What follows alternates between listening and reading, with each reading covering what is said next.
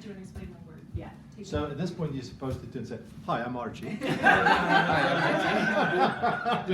Just kidding.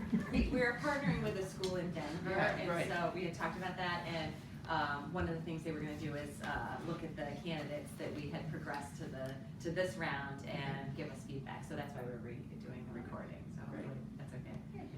Can forget about it now. Yeah. Because I did.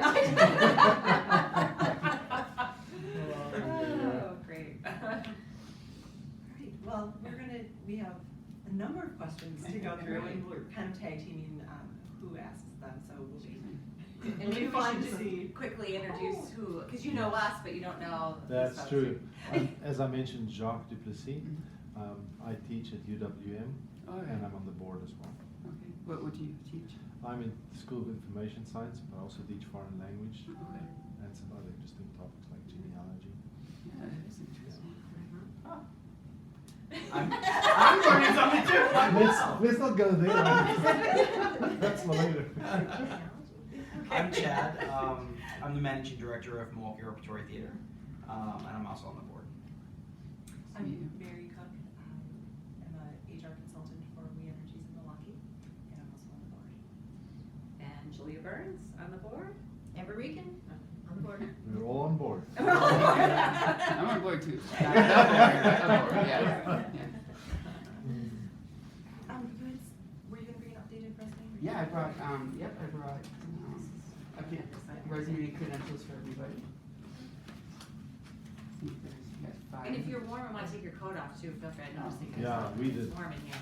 Yeah. We were warned, thank you. We're like, there's a theme here. Awesome, thank you so much. Has anything changed? No, I just, that's, yeah, Okay, just kind of, great. it's hot off the press. Yeah. Hot off the press, thank Yeah. you. All right, then I'm going to kind of just jump All right. right into starting with our mission, which you're familiar with. How would you sell project-based learning to prospective parents, community members in the greater Milwaukee area? Well, I think of project-based learning, I think it's the application of learning that's gonna definitely prepare them for, life outside of school, because the skills are working side by side with each other instead of like in isolation. I also think that it kind of hits interest, so the work the students are doing are meaningful, and there's voice and buy-in for the students, which make them kind of like school, look forward to school. I also think that there's the community tie-in. I mean, just my experience so far with you, being in different places, you can tell this is a community buy-in, where sometimes, schools have their territory, but, when you look at everybody in the community, I think that's a big piece. And I also think that sometimes with the project-based learning philosophy, different things happen in your learning that might not happen when you're getting like a drill, skill drills. There's different things that come up. There's soft skills that need to be applied. There's flexibility that happens. There's different perspectives that are used in solving problems that are more open-ended than just filling up a worksheet or coming up with a kind of a question where they're looking for you to say a certain thing. So and then just utilizing the talent of the student. The things that they're already good at. I think sometimes we try to fix kids, but really we need to fix not the kids, what we put them into, their surroundings. So, yeah. If you started with us tomorrow, what would be your main goal as far as the mission or expounding the mission for May 1st? I would start with definitely relationships. Learning everybody's path here, because I think that really and the mission is important to know the words and everything, but when you learn everybody's journey, that brings, it brings the mission more than just words, I think, So I would start with definitely relationships and understanding everybody's journey, why they're here, and having that be in the big block, because those are the things that kind of remind you when the work gets hard, when the work gets kind of crazy. I think the journey kind of keeps you on task. So I definitely, reach out that way. Which of our goals, as you understand them, are you most drawn to? I just, that what I shared in the last interview is my biggest fear with students are that when they get to the end of their high school career is that they say, now what? I mean, they went through the rigors of the education system, but they're no better for the wear, except for the students that are good at school. So I think the biggest part of my mission I like is that when the students, every day when they come to school, they know that their product is going to be part of their future because of the impact and different things that are set in place. Rather than, well, like one example, with some of the work the kids prepare for the ACT, because that's how the Wisconsin Scoop report card is. And we were reading some of the responses of the kids that took that test that weren't, the responses they were aiming for, like, why am I sitting here taking this stupid test off? And schools are kind of like, first of all, because they're getting graded on this. And then I think they have it backwards. They're starting with the test. They're not starting with the student. So until that student sees like this test having purpose, I mean, there are students that are college bound and they have great background that are pushing them to that test. But for the students that don't have that, they're like, I'm not, because the ACT is kind of a college exam. So I think if you're starting with the students, so if they are already engaged in 8th and 9th grade, we're thinking, hey, I might want to do this, I might want to do that. Oh, that test is something I have to take. Well, okay, I'll take it. Because they're already on a mission. So I think the biggest thing is just having students already starting their life passion, and putting that in every day when they come to school. They know that today's not going to be in 8 to 3 where I'm waiting to go home and doing what I really like then. I can do what I really like right now. What do you think will be most difficult of our mission? Well, I think for a point, and this is kind of what I experienced too, I think until you're established, I think it's the buy-in with people that aren't familiar with the process. I think it's just that. But I think when students get out there and they have that connection with the community and they're presenting their projects, that's how you do that. And inviting people into the school and having the students be advocates, that will help with the buy-in. But in the beginning, those things aren't in place. So everything you're talking about, for some people that are a little apprehensive, is in theory. You can show them different examples, but until they see that working in their own community, it's sometimes challenging. It's kind of what we went through in Fond du Lac when I went through it. But it's worth.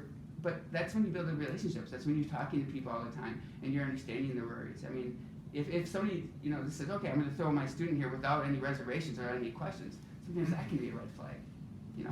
So why are they really here? So. Yeah.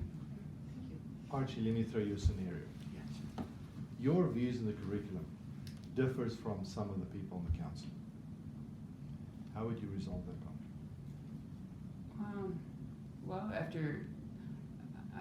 think it's just compromise. I think you listen to what they believe is important, and and listen to their rationale, share rationales, and then I think sometimes, like, we stress on the differences, but I think you just come to a common understanding. But I think you have to listen to the rationale. I think you can't just go in bullheaded with your own agenda and think, no, I know better. Because sometimes you can be enlightened by that, in both sides.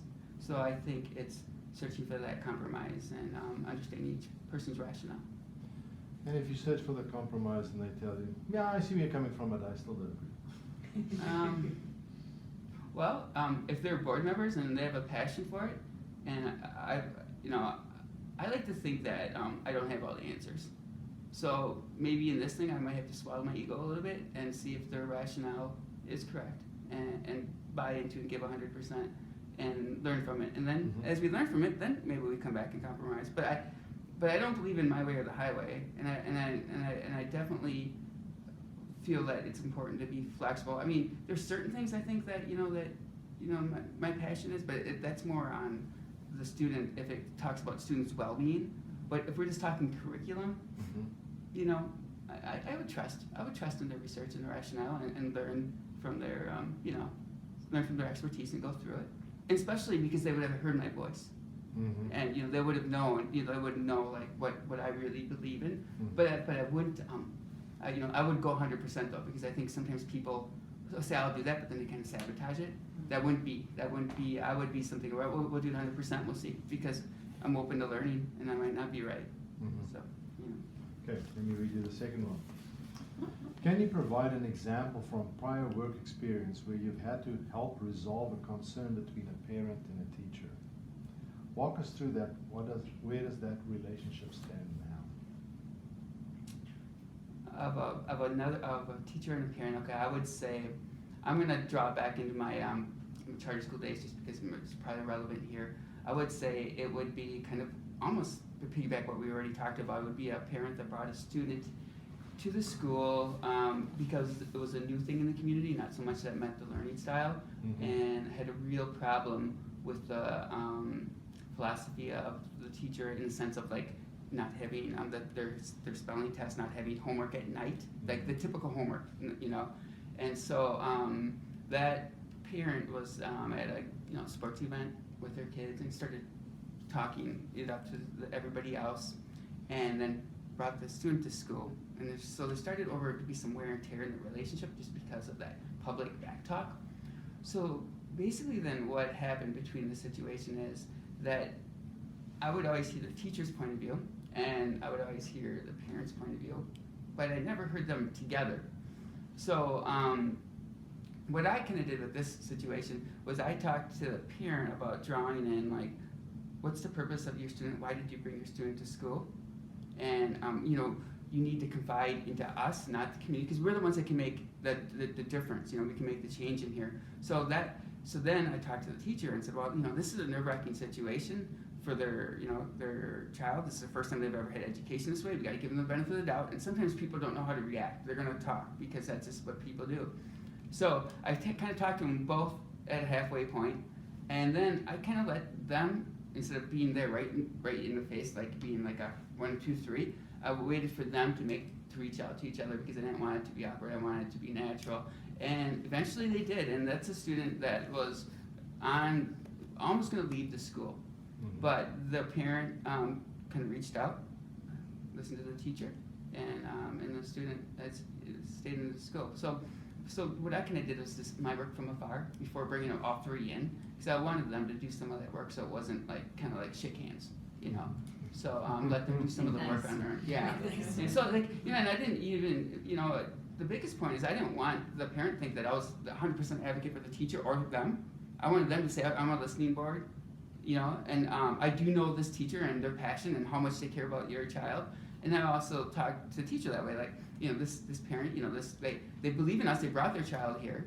They're just, it's a scary time for them, so we need to give them the benefit of the doubt. So that's how I kind of bridged those two. Thank you.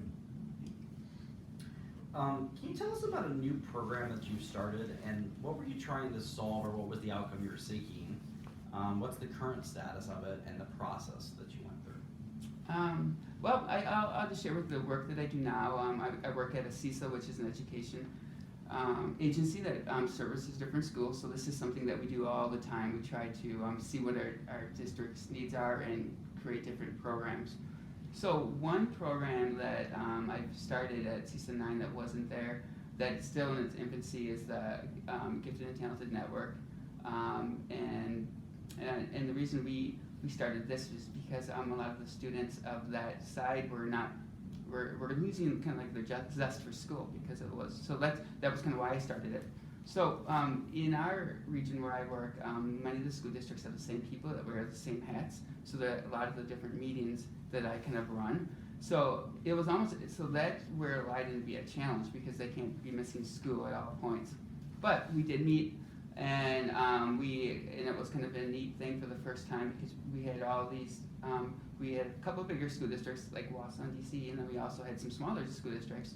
And these were people that were doing great work in their districts, but never were around the table at the same time. And so we just kind of talked about a plan. We talked about different activities that we could provide for the students, and ways we could kind of maximize our resources. Great. Can you tell us about a professional failure? And walk us through it. What did you learn, and how might it be applicable to Pathways?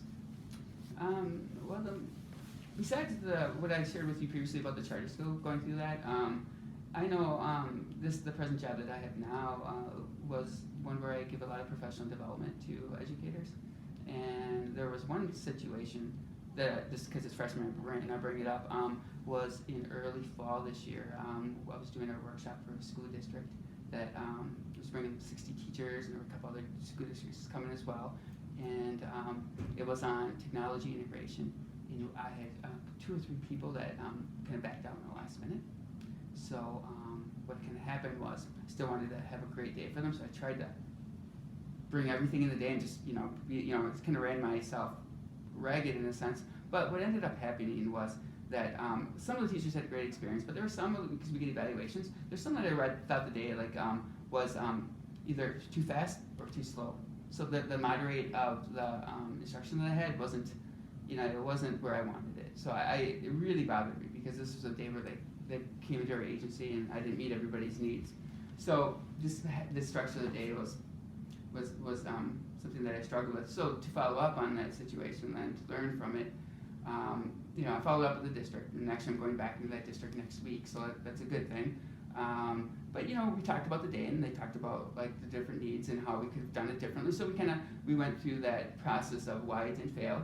And then the second thing was, well, where do we go from here? And we jumped aboard, and like I said, I work with the district next week as well. So it might not have been as bad as I thought, but I don't know how you are, but like when I read the evaluations, if they're not all where I want them to be, I take it to heart and lose some nights of sleep over it. So, but I would say that happened in October, and I think with what happened in that day is in the back of my mind when I plan everything now. I gotta have that diversity. I gotta make sure the beginners were the beginners, intermediates with the intermediates. People are doing, I have to, pre-survey everybody to make sure they're in the right spot.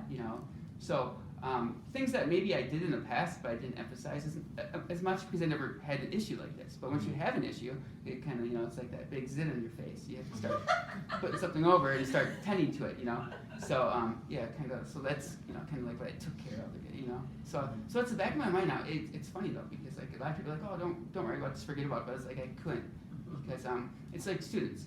You can't be 99% with kids. It's got to be 100%. You can't have that one student walks out of your door and like, well, 99% still good.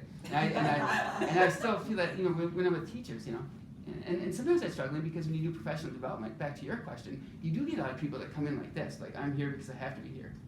So you don't have that prior relationship with them. So you have 8 hours to, win them over, or at least have them have a tolerable day where they can take something back with them. So, yeah. Great. In your role as, my phone might go off, so you can feel free to ignore it. It's brand new, I don't know how to turn it on. Sorry. Breaks the tension. It's a pretty chime. It's like a doorbell. You can't stand it. Maybe you could teach me how to turn it off. Unplug it. It's That's right. Turn it on.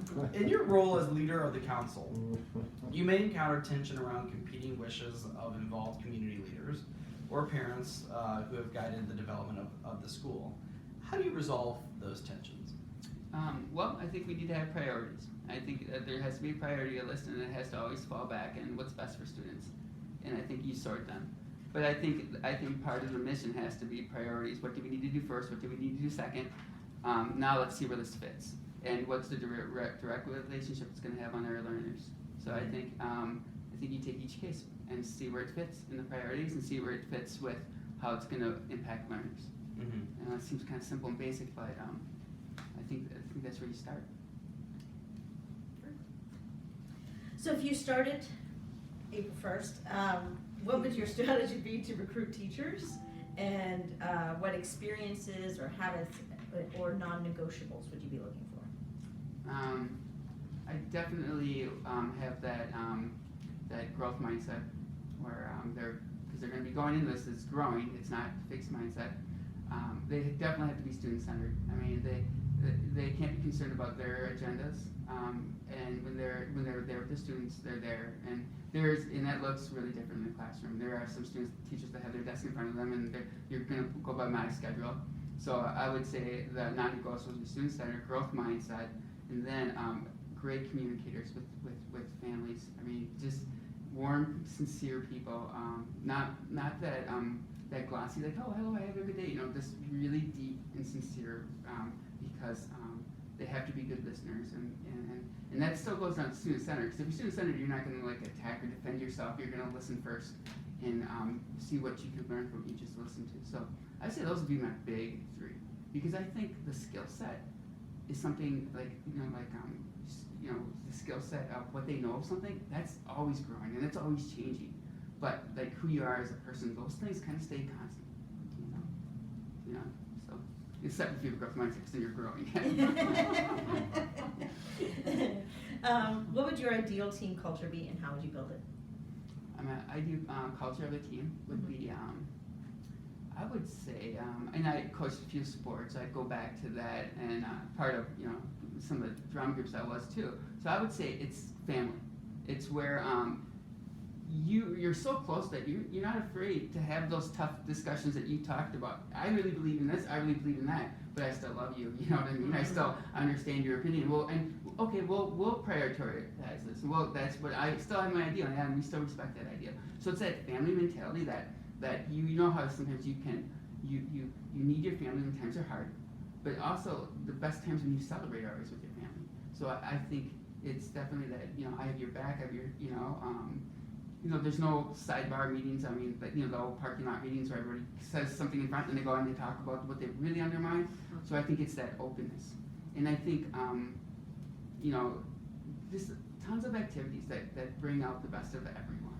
Even if some people have to get out of their comfort zone a little bit, because I think that's another part of the school that we are going to have to dance out of that comfort zone a little bit, and that's a good modeling and good understanding what kids go through with their learning, because kids are strong in certain things, and there's other things that for them it's very uncomfortable and the confidence isn't there. So, yeah. And when you have built a team, what lessons did you learn?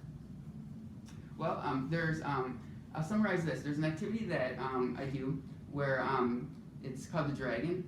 Keep stopping if you heard of this, but this might be a bad analogy, but it's you kind of sum it up. There's one person that's the head of the dragon. There's one person that's the tail of the dragon. We used to put like a handkerchief or something behind in the tail. Everybody else holds hands. And I tell the head, I said, you got to grab the tail. And I said, the tail, and then let the head grab you. So that people go do this. And I've done this with kindergartners. I've done it with adults. And it talks about like the people in the middle are holding you together. That's the foundation. But what happens when people aren't, what happens when people are so stream focused that they're not listening to anyone else? Usually what happens when you do this activity, the people in the middle sometimes get they fall, they trip, they try to hold hands. Sometimes their hands break. We talk about that. Yeah, the head was so defiant that they wanted to grab that tail. One vision that look at now what happened to your team. Or that tail was so scared to confront that head that look what happened to your team. So I don't know if I'm answering your question. Fun though. I was like, I mean, I told you this. No, I was asking about lessons built a team. Yeah, that's the lesson right there. The lesson is that if you're too focused, and like back to your question again, if I'm too focused on, hey, this is the best curriculum I know, and I'm not going to listen to you, I'm going to tear apart the body, And the same thing is if I'm running away from everything, if I'm not communicating really well with families, with the people that are part of the board and part of the partnership with the school, that's going to tear apart the family as well. So I think it's got to be equal buy-in and understand that everybody has different strengths at different times. There's sometimes you got to sit back and listen. There's sometimes you got to step up and talk. So yeah. Great, thanks. All right. My first question is, how do you plan to develop your staff? What experts and experiences would you draw on? Well, I would use definitely my role in the last few years as doing a lot of curriculum work and different things. I would first though talk about bringing the staff together, those different, because they're going to be already experts in their craft. So I think it's a lot of checking out what's out there, see what you like, going to different schools, getting out there, seeing what you like. It's also bringing their past into the situation. And as far as professional experiences, I think it's always fun to see some great teams at work, whether in different, kind of like how you've structured your field trips already. Mm-hmm. Those are great teams at work. And what's great about them, have reflection. Teams in all different aspects of life. Even at a fast food restaurant, the fast food restaurant's working really well and everybody's clicking. So I think checking out all great teams and having kind of a lab on that. I think I'm inspired by book studies and by motivational speakers and of that nature as well. But I definitely think that it's starting with that professional atmosphere that they can definitely creating that where they know that they're professionals. And I think that sometimes when I do those staff developments, when some districts approach it not, I don't know, maybe not in a way where like you have to go. A lot of the teachers feel threatened by that, and they feel like they're not professionals, and that's why they come like this. Like who are you to tell me? So I think celebrating their expertise and learning together and being part of that. I mean, I think you have to roll the boat that you're in, because if you're just having them on the boat and you're telling them where to go, that's where issues happen. Does your plan to develop staff in a project-based learning environment differ from your current experience? From the experience that I'm doing right now or my previous school, would you say? Because Either. I mean, well, there are maybe elements. some learning. Okay. Well, there are some elements like I do a lot with Universal Design for Learning. If you're familiar with that, so I'm doing workshops with that. So it'd be very similar. Giving kids access points to learning, so that we're not changing. Like after the fact, we're not saying, hey, let's do this so you can achieve, or let's do this because you've overachieved. It's having everything in front. Universal's everything in front, so that everybody's ready to learn and to go at their own rate. So I've done that. I've done a lot of personalized learning. I've done a lot of workshops with that, which fits into the project-based learning as well. So I'd say that work, I've done a lot, but now I'm more of like a presenter of the stuff, and that's why I want to roll up on stage and get dirty again, because I miss being part of the school and actually doing it, because I do bring a lot of those experiences in. And I'm very, I work with that school, as you know, I still do Odyssey Mind with that school. So I use my students a lot. They actually have come up to some of my professional developments and been right up there with me in a panel.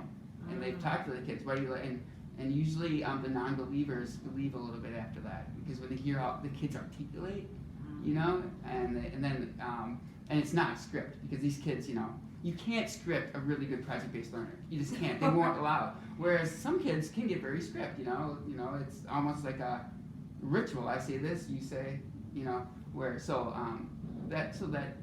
I would say, I'd say the work that I do now, some of the work, and that's part of the reason why I want to really, why I've been really excited about this opportunity, is because some of my work is kind of more technical now than I like, not in my passion. But that doesn't give me an excuse not to give 100% on it, because I do. But it's where your heart is, Right. So. Doesn't feed your soul. Yeah. Right. Yeah. But I don't use it as like an excuse. Like, I don't like doing that anyway, so I won't be good at it. Yeah. But that's why this is really exciting. So. Was there any learning from the Fond du Lac startup of the school though that would affect the staff development that you would do either differently or the same? Yeah, I would definitely say that more reach outs, more public reach outs, and more parents. I think bringing them into the day. I also think too, as a staff, I think that we changed quickly.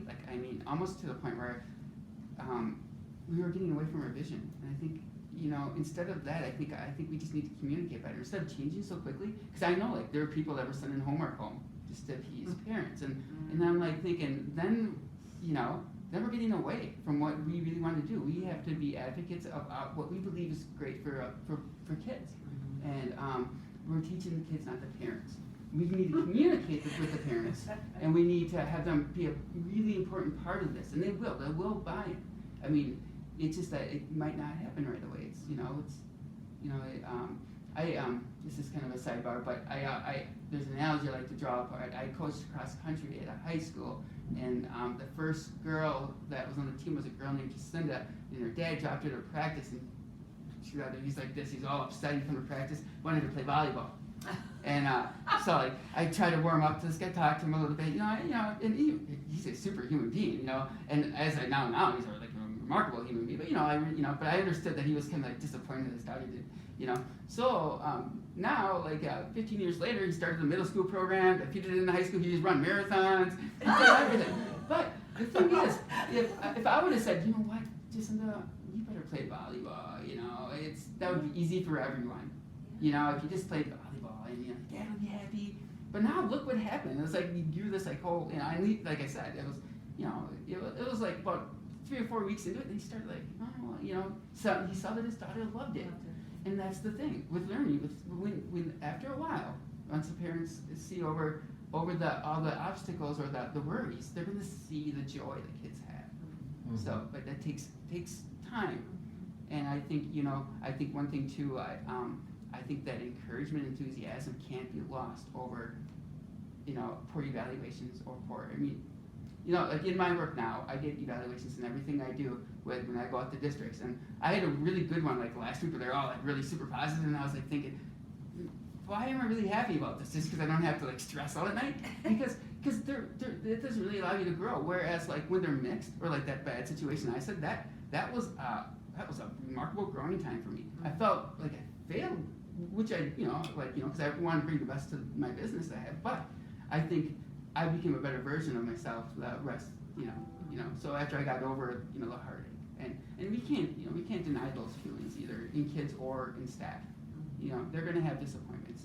And we did a lot of neat things, and to answer more of your questions, I think a lot of things in our staff throughout the year to keep morale up, just fun, different activities, fun, outings, just little, just different little things throughout, to keep it, and that's the stuff that needs to be brought in with the students, because I think about like, when I was a teacher, every day, I would try to have something that would be their worth of their ticket for admission, because I think sometimes we do get stressed out as educators because there are standardized testing, different things that you have to do or your school fails.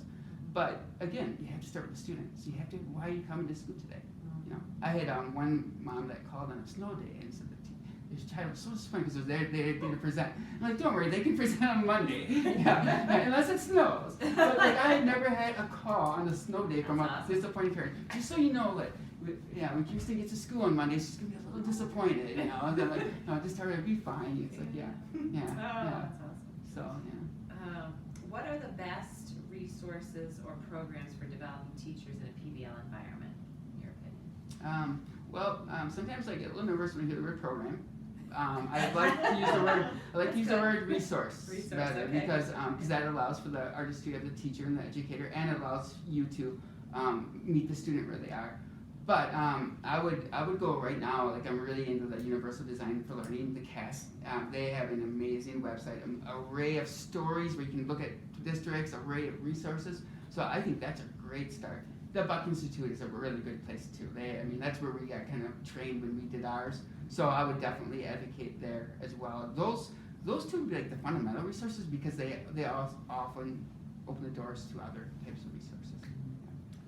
Based on these great answers you've given, I think Julia has loosened the sod very nicely for the next question. Tell us about your philosophy for project-based learning. My philosophy is nothing in isolation. Not one skill that, if you teach a skill for a student that's just an isolated skill because it has to be covered on a test, that's not going to bring any project together. It's not going to bring any presentation together. So not one person in isolation, not one expert in isolation. That's I've always lived my theory. Like, if you're doing something in isolation, it defeats the purpose. So my project-based learning philosophy starts there, and that there should be a meaningful product with whatever the students are doing. Not only just to get the grade and get past the thing, but for life. Rather be something that's really useful to the school or to the community, or something that will just give them a learning experience. So, an obstacle that they had to overcome. So, Now, do you see any possible difference with your philosophy and what you understand Pathways I is set for? From the research that I've done and from my first meeting, I feel like definitely on the same page. Like, very excited about it, because I think it is just making learning come alive and making it meaningful. So, kind of bottom line. Great. How does Pathways High's unique model fit into Wisconsin's traditional approach to schools? And then the follow-up question to that is, how will you reconcile the innovation of PBL with the traditional ways your school will be judged? Yeah, therein lies the riddle, right? And if you've got the answer you want. No. Well, first, your first question is that. I think your first question is it doesn't. It is different. It's not the way the typical school is going, and I think that's something to hang your head on, because as far as expertise, I would say that we're going to have great teachers, and other schools have great teachers, so I would go there. I would look at this approach of making learning meaningful. That's the biggest difference. And sometimes, you know, you go to, there's great teachers that do great things in different buildings that do that at their scale. But I fall back to it. It's in isolation. It's in that 1 hour. It's not. So it's the student looking up for third hour.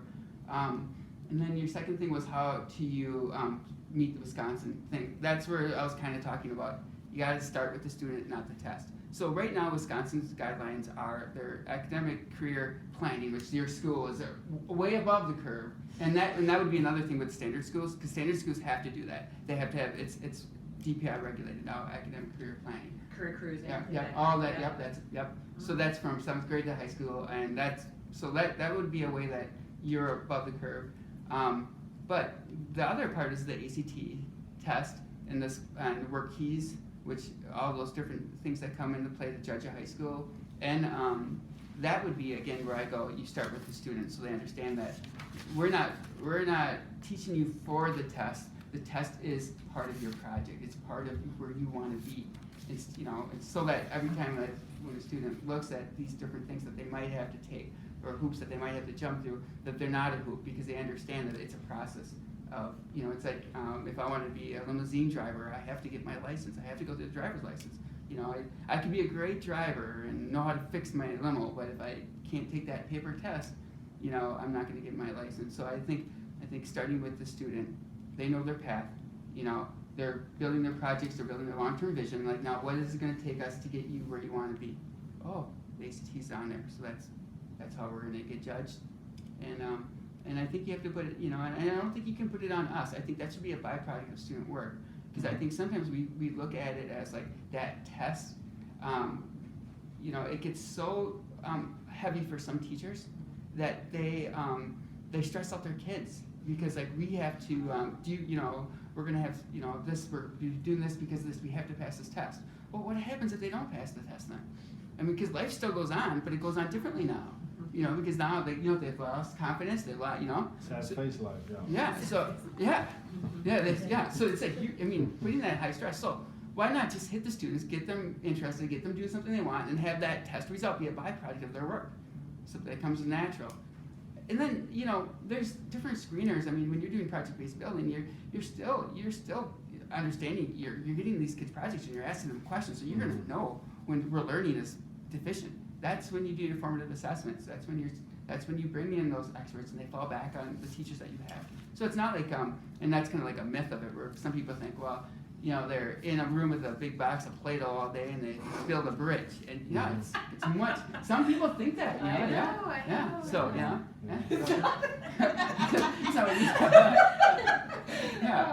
Oh, I think so. That's a really good question, because that's a question that we had to, and that's actually where we went to standard-based grading as well, and where all the students actually started understanding their standards and throwing them in their project.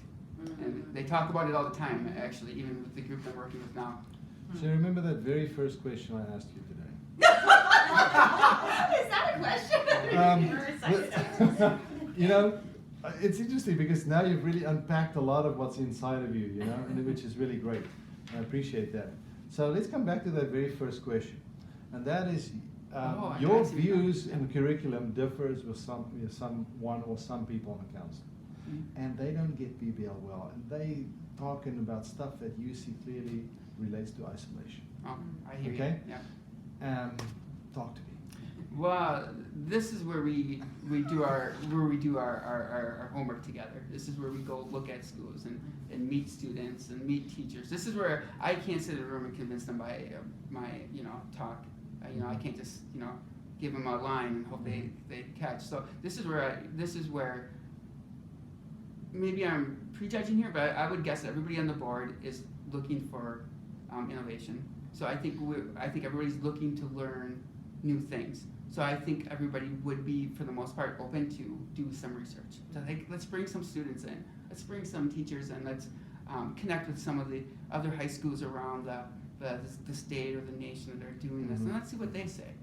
Yeah. And then because this is what I believe in, but like I'll go back to what I said before. That doesn't mean I'm always right. I mean, I'd love to believe I am because I've worked with kids, but there's a big piece that I'm still open to learning. I'm still trying to aspire to be somebody I can, Great. but yeah, Good. that was good Thanks. tying though. Yeah. Because it brings it alive, when that Yeah. question's asked Yeah, in then isolation, suddenly, it's just like, we'll get along, it'll be fine, yeah, but, Now I want to ask you about the 5th year. yes. Yes, my question. What would you identify as the values and pitfalls of the 5th year at Pathways? What would be your goal regarding the number of students participating, and how would you achieve it?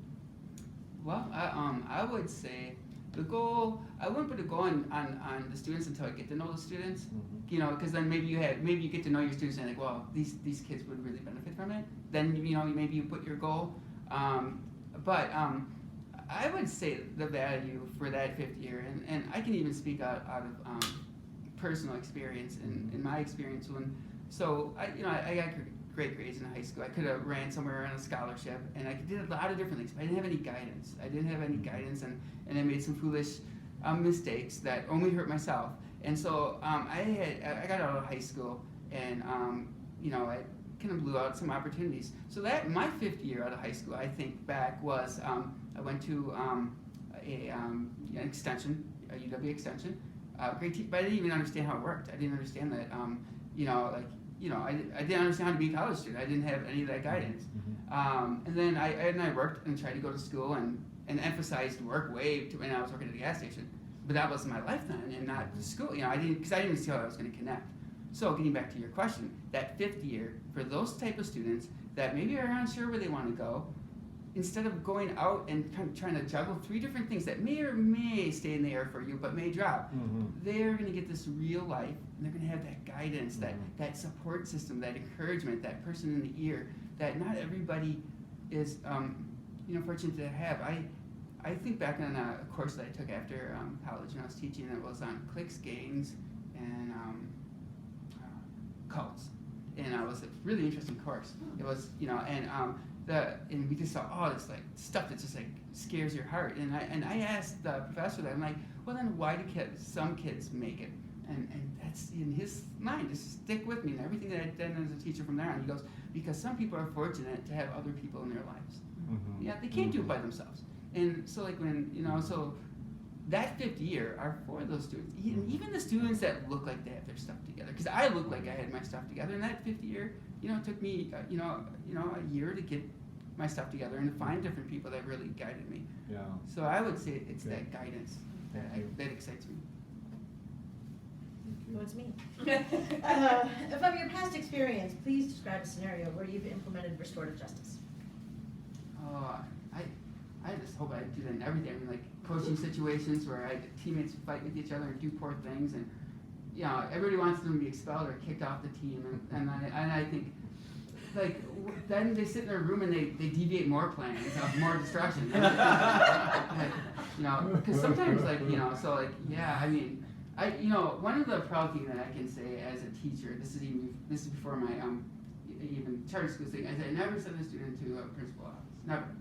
I did send somebody to the nurse's office because I thought that they might be a little sick if they're, but they didn't even go. Well, used to be, I get it. We're right back here. But I think restorative justice, giving those kids a chance. So natural consequences. Hey, if you do this, what's going to happen? What's the outlook of your life? The social pressures and all that have changed. You've got people that look at you differently. I mean, I know just as myself as a person, when I've made mistakes in my life, and I think of all the people that have done so much for me, given me opportunities. For me, that's a hard pill to swallow. That's worse than getting that ticket. I mean, I pay the money, for that. But changing your perspective and having those tough conversations. But I would say like that it's just a practice. I mean, as far as like I dealt with kids that wouldn't kick off the team. And especially when a student is acting out or when the athlete's acting out, there is a reason behind that. It's and it's not that they're a bad person. It's like they don't have the guidance, or they don't know, or they want attention. But And how would you implement that idea in a new school? I would say I think with students you need to have a really hard talk with natural consequences and what does that mean? What does that look like? And I think sometimes we actually we almost train people away from a natural consequence. For example, if I fail a test, I get an F. That's not a natural consequence, that's just an F, it's arbitrary. But let's do the same thing. Let's say you're like a pilot school and you fail, the plane crashes, you know? So I think it's, you know, looking at how negative things affect relationships and how negative things affect your path and other people's paths, you know, where we have. So I think those conversations on what natural consequences are, and you know, going back to creating that community, you know, people are allowed to have bad days, though. I think, you know, people are allowed to have, you know, arguments and disagreements, and I think understanding that, you know, giving people the soft skills where like let's make arguments clear and concise. Let's not jump into, you know, rage or I mean, that's easier said than done, but I don't think we teach that enough. I mean, they even take recess away at some schools. And I think about how many, you know, learning experiences happen at recess when kids fight, or, you know. So, you know, like, when I see people say, we're gonna take the ball away, well, that's good, but, you know, let's teach them how to play with the ball, you know, so. And I know there's some say that, well, if you take things away, that's kind of restorative, because they're gonna want that again, but I still think that's kind of like prodding a little bit, so.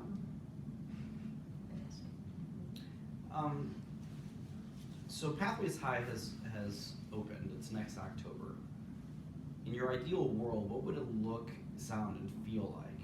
And what would parents and teachers and children say about it? So I think the feel of it would be kids are coming. Their kids are excited to get to school. They get to school and they have some type of community building, and then they're task oriented. They have their focus, they're goal oriented, they have clear, their day is set by their needs and by what they're working on. So there's some student direction with mentors, the teachers mentoring the progress. I think that I envision a lot of presentations and sharing of project ideas, a lot of bringing in the community and bringing in parents. I envision a lot of peer expertise where kids are helping each other out on different things, and that formative assessment where we're looking at what they're doing in their projects, and we're, you know, making sure that, you know, kind of like the person that comes in and checks a house to make sure it's all compliant, you know. So I see that going on as well. But yeah, I would say that I'd say the first few weeks I would say definitely would be deep in building that community and that relationship. That's what it would look like. And you know, I think we always have that pie in the sky look, like, you know, like how Google works and how, you know, high tech high looks. That's where we want to get, right? But after going through this process, I know that if it's new for everyone, it can't happen overnight. And I think baby steps, start with community, start with trust, and then you know. So 2 Octobers from now, I would say, you know, it looks like, you know, high tech high, where kids are engaged. It's, you go there, you know who owns the building. It's not the student. I mean, it's not the teachers. The students own it. They have their little businesses going. They have their manufactured things. You know, it's like the Wisconsin Discovery Center. Did you ever see that in Madison? Ever go there where they do all the innovations and they're making limbs and stuff? And they have, you know, that it's right downtown. That's what I kind of picture the school to be. So we took our kids there for a field trip actually, and so like there's a bunch of different labs going on. There's video gaming up there. There's people making, you know, for people that have missing limbs. There's all different types of testing in there. It's a really cool center. So I look at that, and everybody engaged. You know, everybody working with a smile. That's a big thing too. When we went there with the kids, were like, looking, do they look happy with their jobs? Yeah, you know, and that's like one thing I always talk to when I was even teaching elementary kids. I'd be like, wherever we'd go, you know, it's like, happy with their jobs, and I'm like, I don't know, they seem kind of frustrated today. Yeah. I'm just going to drop this a little bit. Is the Wisconsin Discovery Center, is that part of Madison? Yeah, it's UW Madison does some different things in there. They also have, I think, Filament Games works out there too. They have I think they do rent some different spaces for different people. There's if you call there, they will give you a tour, a thing, you know, a different. They give you a tour, and you'll go to the spots where I can't just walk in and see. Right. So where we saw some of the labs. They have a lot of it in a lot of different scientific things. I mean, that's where we took our kids. We actually spent a day there where the kids actually really got their hands on in a lot of different types of science, all over the board. You know, So, Is it but, mostly used by UW-Madison students, though, would you say, or is it a lot of outside people doing? you know, I, to be honest with you, I'm not quite sure on that. I would guess it's a mix, yeah, cause I know I've met people there that weren't associated, but I know like I said, I think Filament Games works out of there, and I believe they're graduates of Madison, but now they started their own. Okay. Yeah, I know there's a gaming It's side. Yeah, incubator. yeah, Okay. yeah. It's a really neat building. It's never come up before. I'm kind of surprised. Yeah. So. Yeah. It might be that actually might be a really good place to take the students, you know, beforehand. Right, I mean, it sounds like the concept of the maker spaces Oh, sounds yeah. very similar to what we're trying to create, so Yeah, that's why I was surprised it yeah. hasn't come up yet. We've been to Madison several times, no one said anything. Great. Well, that's the end of our formal questions. Do you have questions? You got board members and founders here. Yeah. Well, you guys did a really great job last time, really answering a lot of my questions. So, you know, I guess then I would just, maybe I'm curious of what brought you onto the board, what, you know, because, you know, what your passion is and your stake. So. Serendipity. Really? A fortunate happening out of a mistake. Yeah, I'll do that. I like it. Yeah, they can One explain. Right. They were on campus, Yeah. hobnobbing with the top dogs there. And through that conversation, I got introduced to them, and it's been just very, very exciting to see the vision and the cutting edge development here. Yeah, Jacques came to us highly recommended by Provost Britz, and when we were in the very final stages of putting together the Execute Super School Challenge, final part of the grant process, and we were working on, it was Amber's idea. It was this technology that, it sounds like when we were talking to somebody the other day, that I was like, oh, that sounds just like the iBeacon.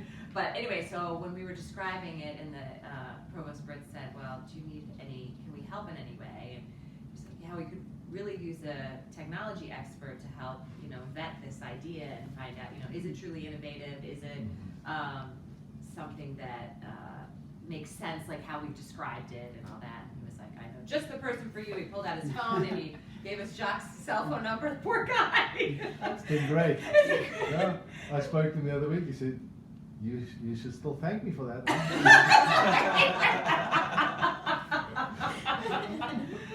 That's the story there. How long has the board been together then? How long is the what? The board, how long has the board been together? Oh, been together? We've had 3 formal meetings. The first one was in September, which wasn't really formal. It was right after we did our presentation to UW-Milwaukee's evaluation committee for the charter. Mhm. And so that was late September. And then our first formal meeting, when we were official, was October 31st. Oh. So it hasn't been long. And then we did a December meeting, and then we just had a meeting last week. But I would say, the three of you have been involved From the longest. Execute. The longest of The all the longest board in members. board, in Yeah. a lot of ways. I mean, Mary was at our first meeting for concept development of the school, Yeah. and then, And Chad wasn't there, but How listened to us how often. did you know how to connect? Or maybe that takes you to your story. DI. Oh, Yeah. really? Okay. Our kids have been in school together for years, and we've been in Destination Imagination together for quite a while. Mhm. Interesting. So, like philosophically aligned, like-minded. So yes, we started the Execute process in October of 2015. Yeah. So that was really the start of the concept of the school.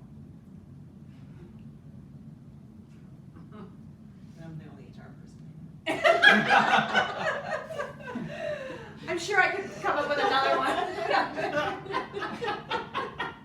She insisted we find a principal for the school. Exactly. What are you waiting for? And then Chad was probably my weekly sounding board Yeah. for all of this up until we cornered him to try the board. But, I mean, you were very involved in Yeah. thinking, developing. Yeah, I just wasn't challenged by running the nonprofit board anymore. Extra time on your hands, You know? right? Right. Wow. No, but like, my background, my background's in education. So I have, I'm a teacher by training, and my career sort of went a different path. But, What did you teach? Or was your So I got my degree from Missouri State, and I'm certified in 9 through 12 speech, theater, English. But the reason why my career went a different way was I graduated college early at 19, and my students were 18, and I could not control classroom to save my life. Can't imagine. Wow. I can't imagine that. Hey, that's So interesting. my sort of life Wow. went other ways, and they got me involved in Destination Imagination, which is great.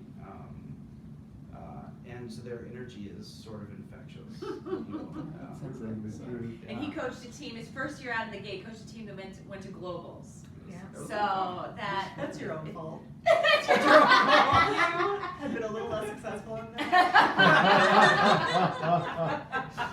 That's true. But then we really had him hooked because you go to globals and Oh, it's like yeah. yeah, It's a great experience. everything. Yeah, absolutely. You drink the Kool-Aid very. Constantly reading. Wow.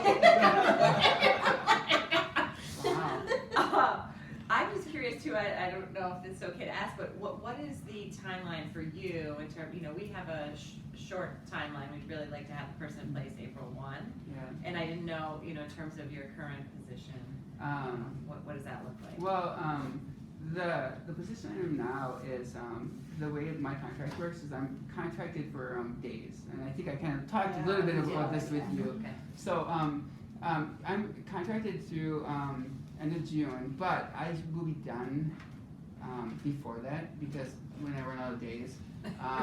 But I have a lot of flexibility, and the other thing too nice here, Mary, was that I'm finishing up my license. So I'm finishing up my practicum, which is only half a days Okay. in North Fond du Lac. So, but I don't want that to be a deterrent if an opportunity arises, because I any time of the day, any hours. I mean, like whatever hours need to be set, I'm there. Around the clock. So I do feel like I want to make sure that I complete all my obligations that I've given to Right. people. It's really important to me. But I also like should I get such a amazing opportunity like this, would do whatever it takes. And is the licensure for the principal? Yeah, and I'll have 2017. and I'll have curriculum too. So I have 2 licenses by in the month. So Okay. And I'm assuming you were, I shouldn't just assume that, were you pursuing that because you were hoping to get, that was what you were seeking as a principal role? Yeah. Or and some districts hire with if you have the curriculum with it, because it gives you more flexibility in what you can do. So that's why I kind of had both license. Okay. So I kind of so I'm doing both of them at the same time, which is interesting. Okay. So but it's good. Interesting. It's good because it draws the Easy. connection. Yeah. Yeah, it draws the connections. Yeah. So and then I'm doing my practicum in North Fond du Lac, like I said. So Okay. Yeah. Because you're living. I'm living in Wausau, and I'm right? working with the district. So I drive a lot right now. So like I'm very committed. Like I do what it takes, and so that's the thing. So and I'm still working like with those kids at the STEM school, the church that we started. Fond du Lac. Yep, we have actually Odyssey of the Mind State this week. So that's Oh, and I'm the tournament director for Odyssey of the Mind. So it's been a busy week. So Oh, gosh. exciting week actually, really exciting. So is it this coming Saturday for you? Yep, Same yep. with us. Same for us. That's our regional. Regionals. Where Yeah. where are you regionals? Is German? Mosquito. Muskegon. Oh yeah, Muskegon. Yeah. Okay, they used to be Odyssey people, but Yeah. Yeah. So They did, they switched, you're right, yeah. a couple years ago. Yeah. Last year was the first time. Last they year were was the in it. first time. Yeah, I know. Like, everybody has their reasons, which I'm like my team did both, and I was a DI regional director for a few years, 3 years. I think. How many teams are at the Odyssey of the Mind tournament? Would you say? Probably what your regional is like. It's pretty small. Is it? Okay. Yeah, probably. Well, I could probably tell you exact numbers, but I'll just kind of guess Guess. here. About 70 to 80 teams. Okay, yeah, that's about a regional, I'm you're just right. gonna turn that off since we're. So is so do you not have an Odyssey of the Mind regional tournament, you just go right to state? No, because like